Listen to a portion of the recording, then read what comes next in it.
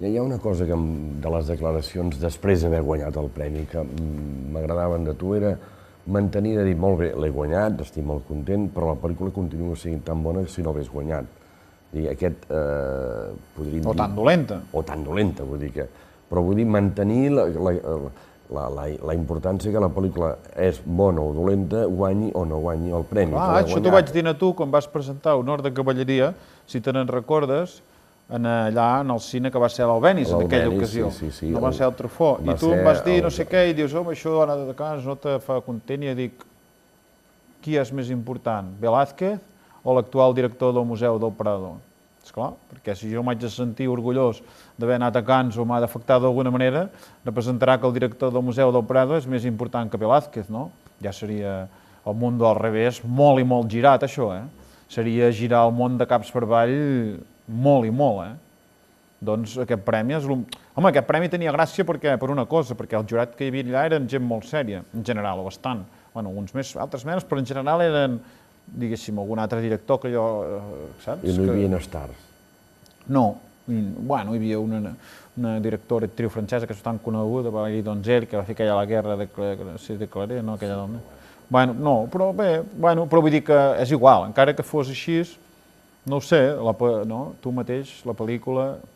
L'artista està per sobre de tot, menys de l'obra que ha fet, que està una mica més per sobre d'ell, però per sota de l'obra hi ha l'artista, i després tots els altres veniu, vull dir, a quilòmetres lluny, o sigui, anys llum, de quilòmetres llum, o no sé com es digui això, de velocitats, vull dir, de velocitat de la llum. Planetes, galàxies d'allunyat. O sigui, hi ha l'obra dalt, l'artista que ve tot seguit i que està per sota de l'obra, això sempre, però després, allò, el vacío total, fins que, allò, quan un planeta que xoca no sé què, apareixen uns detritus, no?, que és tota l'altra gent, el públic i tots aquells que resulta que també han fet un ecosistema, un sistema solar a part, però venen molt lluny.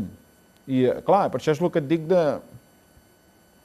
d'això de la gent del públic, no aquests que venen a les obres, que se'n van, home, tenen el dret, això no hi ha cap problema, però no tenen el dret d'expressar la seva opinió, perquè la seva opinió no té cap interès.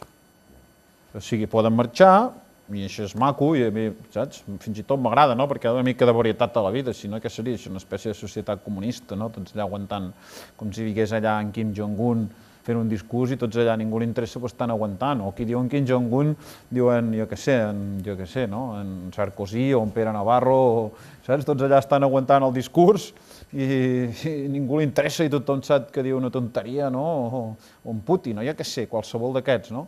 Clar, precisament una obra de teatre o l'art no, allà tothom pot fer el que vulgui i ningú s'emprenya, perquè precisament aquesta és la gràcia, que la gent pot marxar, pot tenir l'opinió que vulgui, i jo tinc aquesta sobirania, l'artista, com que ja està amb aquests anys llum que et deia, vull dir que tots els altres, a ell tant se li empixa si la gent se'n va, si es queda, el que pensen, és ridícul, saps? No té aquests problemes que poden tenir en Sarkozy o aquests.